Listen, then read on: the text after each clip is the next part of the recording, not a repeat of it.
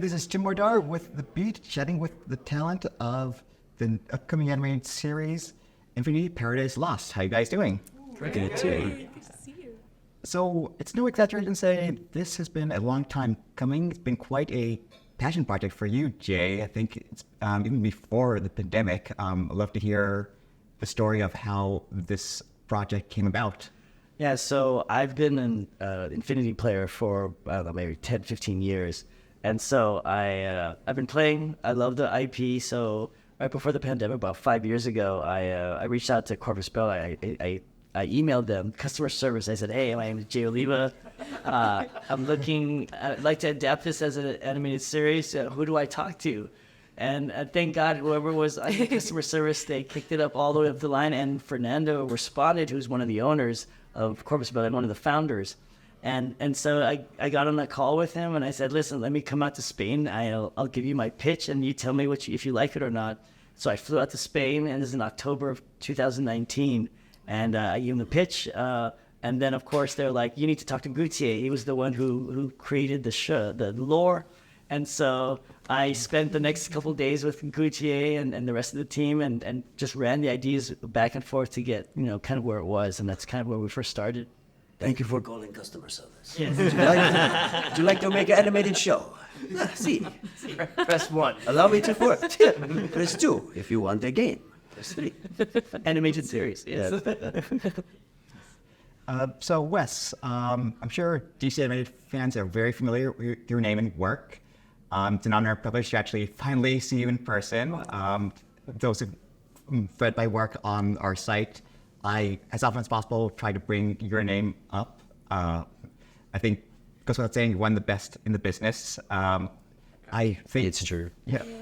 100%. Voice directors, I think, is an underappreciated art form. I just actually, a few months ago, hosted a panel at a convention, just with people like Meredith Lane, Christy Reed. It's just, Some of the best. exactly. It was interesting, with talking to them, we discussed casting and how when you work with people, your friends, people you're familiar with, there is a comfort, but you also want to work with new people. We see that in filmmakers like James Gunn. He likes working with a lot of the same people. You just look at Superman film, all those actors, almost everyone of them, majority of them have been in his previous films. Zehra and Jason, you definitely worked with before. I'd love to know if you approached them directly and thought of them for these roles. Oh, that's a really good question. In terms of these roles, it's always story by story based in terms of casting from my perspective and my experience. And this project was really no different. Having the experience with Jason and Zehra, you know what amazing performers they are. You know what they can bring, even beyond an audition for a single character, if you're getting that, for instance, in this case.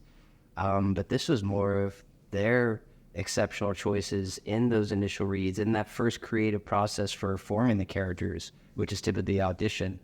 They just won over Jay. They won over all of us with the sound and, emotional core that they created in just a small portion of the material given to them. And yes, there's sides with descriptions as far as the character, but so much of that process is really credit to them, for being so imaginative. And the initial recording process is just this really fun collaboration of imaginations and creative juices that hopefully lead to something that feels unique and, true to not only the story and property, but true to that individual that's bringing the character to life through their performance, not just how it's drawn and how it's the acting works visually, but through their emotive read on a certain scene or their emotive take on the character. And that just is such a special process to be a part of. Let's talk to the actors themselves. Zehra and Jason, I've interviewed in the past. I've loved always talking with voice actors, hearing their process and the behind the scenes. I think in every actor, they're just happy to work, but if they get to work on a project... No, it's miserable. Yeah. It's terrible. I don't know what you're talking about. Yeah. So hopefully, you just look at something like, I hate to bring it up, but Madam Web, if you look at those press interviews, you can tell they didn't have a great time working on it. Shocker, I know. But it seems, I'd love to know how, for a property that seems so dense, how you're able to sink your teeth into something like this for your characters? Well, when I first got the audition for Danya, it was very clear that she was someone who was a young person who was filled with a lot of pain, a lot of hardship. And what was so interesting to me was, how do you take someone who essentially is very untrusting of the world based on the traumatic experiences they've had, and how does that person begin to trust and connect with other people and realize and learn she's far more important than she ever thought she would be in her life. And so that playing, that kind of point of view of the audience as well, of growing into this person, this strong person, that's something that's very interesting to me as an actor. Not to mention just the backdrop of this set. This is the hockey slum faction, if that's the right word in the game. And I just think it's so cool as a Muslim to play a character in a world that has an Islamic sci-fi context. It's a really interesting perspective that's rare to see in media and rare as an actor to encounter. So I loved it. Pakistan. She brought a toughness to that vulnerability that no one else did. you. So if there was a description as she just mentioned, of this hardship, of this broken spirit, a lot of performers and takes that we got were sort of guiding in that way, right? Very vulnerable, very kind of sad, emotional take on this role, where Zehra was really the first to kind of capture this hard attitude, this guarded self because of that pain. So you didn't really hear any of that vulnerability, I think, more than I was expecting to hear. It was more about this tough, severe character that had been so damaged that she now became this force to be reckoned with. Defense mechanism. It's one of the things I loved about your performance, and I mentioned that before, that there's this grounded nature to it. Even though the world is so expansive and it's so epic, that the story of humanity and the interpersonal relationships are what keep it grounded. And when you have that combination, it's incredibly powerful, and you knock it out of the park. There's something about your voice that's just commanding, and you're going to get through this, with all the stuff that's been layered on top of you, regardless whether it's on your back, you're just going to keep going, and it's palpable. It's quite something. Yeah. Thank you. And I play a robot. So.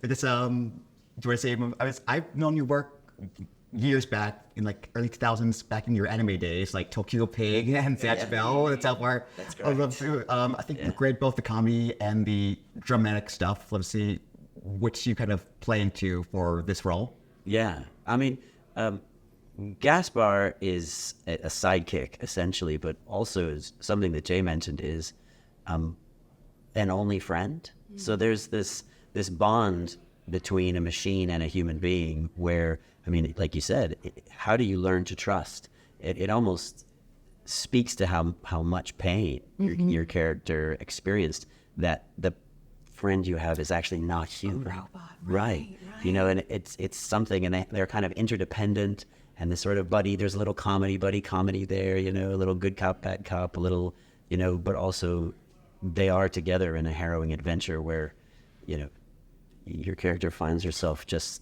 out of place and needs help. And so I'm here to help you. And like life and death is on the line.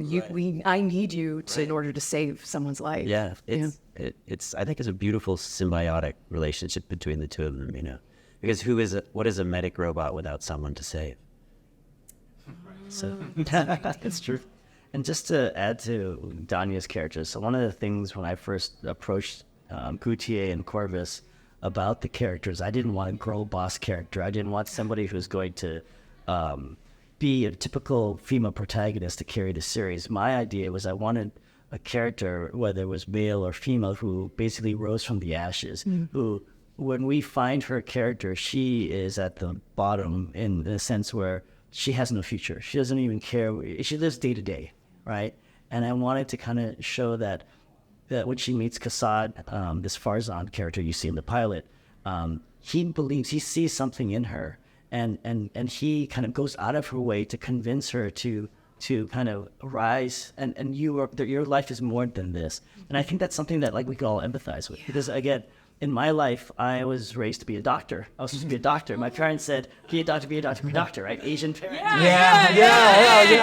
Right? Exactly. But at some point, though, something happened in my life that helped to change this trajectory, right? And the people who I met who believed in me, like when they saw my work, they said, you should try this, you should try animation. I was like, no, I want to be a doctor, right? But then I realized, I looked at it and I'm like, I could be a good doctor, but I could be great at this because I love telling stories. And so for her character, it's almost a little bit of my kind of stories or any immigrant story where, the dreams that they had as a child are gone, and she's by herself, alone and lost, and now she has an opportunity, and what does she do with it? But she's still unsure of herself. And I think that's something that we can all empathize with, and that's her story. It's from somebody who is gone from nothing and has to kind of, pick up her bootstraps and go with it and be the best that she can. But the thing is, she's unsure of herself even after she's made that leap. But her supporting cast of characters of Kassad and everybody believe in her, but ultimately she has to learn to believe in herself, and that's what carries the whole series forward. Wow. That's beautiful. It's beautiful, Jay. That's how I pitched it. Well, thank you for calling tech support. We accept your series. Yes, make this. Moving on to the music side of things, Freddie, I'm blown away by your resume, which pretty much runs the gamut. You do the action stuff, but also on the kind of lighter comedy side, I believe you're on Big Nate. Yes. I'm, underappreciated gem. I watched it as a journalist, loved it, can't say enough good things. The music is amazing, but when you got approached for the music, I want to know how you, approach the music for the series. Well, I think I've said this before, but I must have felt like John Williams when he got hired to do Star Wars 1, because it's something completely new. It's not set up. It doesn't exist yet as a medium like we're trying to do as a film or as a show. So it's a blank canvas.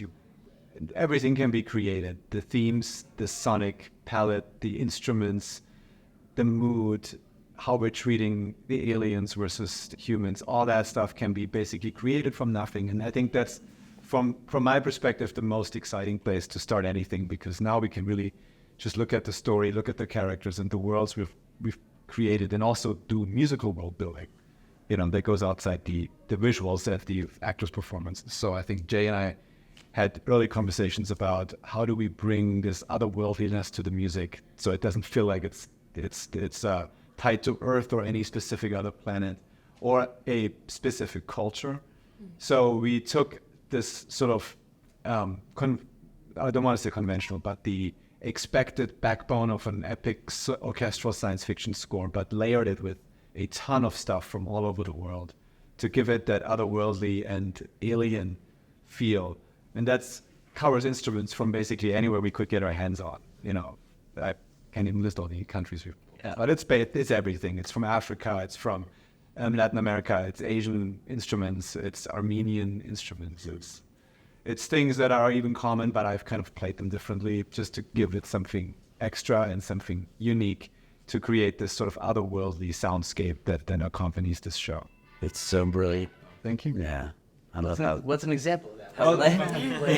What do you play different? Yeah. Well, for example, I took a cello and I added some laundry hanger clips on the strings, so it makes it very metallic. But I have my regular cellist play it, so it's still a good performance. But I think it's the first time we see Kassad on the rooftop. We were talking about something kind of out of this world, and that's what that is. The first time we hear Kassad steal that prepared cello, I call it, playing that motif. Who's a genius? And then the voice we talked about earlier too. Yeah. I had this fantastic vocalist, and I think she gave me 28 takes of this one phrase just to figure out what's the tone of the voice used in this show. And it's not Bulgarian, it's not classical, it's not pop, it's not musical. It's like somewhere in between. It's a mix of quasi-ethnic, but a little bit of head voice mixed with chest voice. It's like this weird hybrid that isn't really tied to any specific genre. And I think that's when things get really exciting, when you come up with something that is so, you can't quite put your finger on where it's from, for where you've heard it before. And that's when I get excited about creating something new. So cool. Similar to what you were saying, just underappreciated art, right? Those day and I mean, from Flashpoint Paradox to First World. so I think of Gotham by Gaslight, the Death Short that stands out. Like, really, his scores become like characters into themselves, to where I feel like without that in Infinity, like I can't unhear Danya's theme. Now that opening is ingrained in my brain. It feels like a character in the movie. And you were talking about these voices surprising you, right? These characters you would think of or sort of knowing the lore for, but oh, what is this? And then my comment was, well, I can't unhear it now. So I don't think we could change. And after it's sort of set in stone, right? After it's been found. When you mentioned lore, kind of brings me to my next point. With a property with a massive lore fan base like Lord of the Rings or Dune, obviously you have already a built-in audience, but it's important to make it accessible to people who have never played the game, don't know the property at all, to know both the creative side and the acting side, how you made it accessible to a new audience. Oh yeah, I mean, that's one of the things that when I met up with Gutier, so the rule books are very dense. It's almost like a textbook from school. It's so dense. And I even told him, I was like, it's so dense. Like I had to like read it in small doses because there's so much lore there. But I told him how like there was a point in the timeline that I was like, this looks like an interesting point that I could tell this story. And I think that's where we kind of came in from a lore point of view. And also, I didn't want to mess up the lore that came after it and that came before it. It's more about just being reverential to the fans. But also, I looked at it from a storyteller's point of view, which was, okay, if my dad or my parents has never seen this, how do I tell this story? Right. And here's what's great about Danya's character, right? Because it's not just her, of course, from rags to riches or whatever story. At its core, her character is someone who never thought she'd fall in love, never thought she was going to even live the next day. But what happens is that she ends up really persevering through, and in the process, finding love. And we all deal with things that almost everyday life that we do, but also in the context of a sci-fi space opera that we're doing. But at her core, it's about a woman who's just trying to live and find her place in the universe. And I think to me it was calling me. And also having Kassad being her kind of mentor and guiding her along the way and tried to save her, because again, it's kind of like Batman and Joker. If he can save her, he can save himself, because he had the same kind of background, very similar to her. And I think that to me, it's one of those things about like helping others and having this overall theme of coming together to overcome like a greater threat and become like the greater good. Come on. I hope that people want to catch up. Even if things are lost, right? I mean, as an outsider to it, even if things aren't explained, or if you just get a portion of it, I feel like that's intriguing as well, right? Just to kind of not be force-fed everything, but just a little taste and allow you to sort of, all right, buy it, and as far as accepting what it is and thinking, oh, there's more I want to unravel, there's more to this. Sometimes being dropped into the middle of a story is far more exciting as an audience member. What am I missing? What is this relationship? Where is this coming from, and where is it going to go? It almost enhances your excitement to watch the next frame that's been created, to not have everything in tow, right? Because if you've read Lord of the Rings, you know where the story is going to go. There's some excitement when I'm watching this pilot and the pieces of it, is I'm like, I have no idea. I don't know what's going to happen next, because I haven't delved completely into the universe. I only touched those waters. So I like that. I think it's an extra form of excitement. Jason voiced this alien, not just a robot. Oh, not just a robot. That's true. I don't know how much I'm allowed to say. I'm not allowed to talk about that. I'll get in trouble. Don't mention something. But just in him finding that voice, right? Of finding something that is so alien, whether it's from a region or a way in speaking. We talked about vocal cords being a little strange, a little foreign. Yeah. And so his skill set to kind of, all right, what does that sound like? Let's find that together. So impressive. Yeah, definitely a journey to find each of the unique, just auditory qualities of something that doesn't exist in our universe, but exists in this imaginary universe, that you created. And also, as Danny is a character that will be growing up during all the series, the audience will be discovering things. At the same time, she's discovering the circuit issues that happens in the Infinity Universe. So there is no problem about how to get into the Infinity Universe, because the story is built thinking about it. Yeah, for any kind of IP this dense, what I like to do as a storyteller is I do the Alice in Wonderland kind of trope where we have an Alice character who goes into this universe who is kind of us. She's only known life in Borak. She's never gone anywhere else. So as she experiences the different cultures and different ways of the human sphere, which is what they call all of the different cultures all put together of different planets, we're experiencing it through her eyes. And it's a way for, as a storyteller, us to kind of do it, and for her to kind of experience it in the same time that we're experiencing it as the audience, even though this living world has kind of existed for a long time. Finally, I guess you can tell us when and where audiences can expect the show to be released? Hopefully very soon. We are currently in production. We're finding a home for it as it is. But the main thing that we wanted to do, which with bringing it to Comic-Con first, was to kind of reach out to the fans, reach out to new fans and say, listen, we have this amazing sci-fi IP that's coming up. You're going to see a lot of it coming up in the next couple of years. Games, books, video games, everything coming, and we're going to try to push it. And also, it's a project that's fans for fans. So we're hoping that people will support it and that will kind of uplift the IP so that we can do a lot more projects for this and finish the series. Awesome. It's been an immense pleasure chatting with you all. Yeah. Thanks. Thank you. Nice. Pleasure's ours.